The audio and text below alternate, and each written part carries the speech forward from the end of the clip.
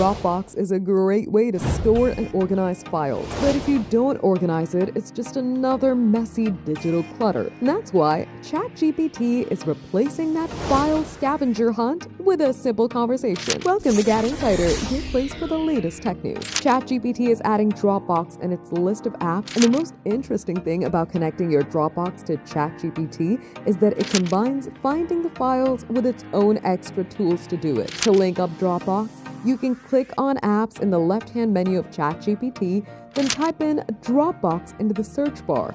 Next, connect and sign into your Dropbox account, and it'll sync everything up. But not everything is searchable yet.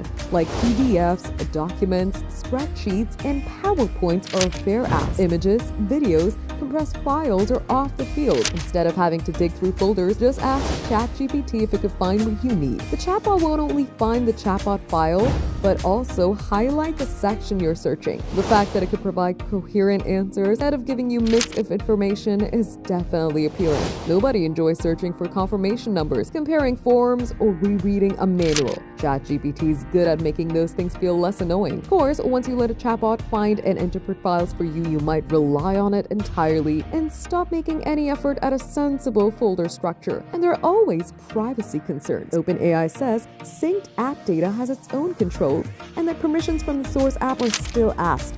But asking a chatbot to go through your digital documents won't feel entirely comfortable. For more updates, subscribe to GadInsider, like and share the video, and don't forget to press the bell icon so you never miss any update.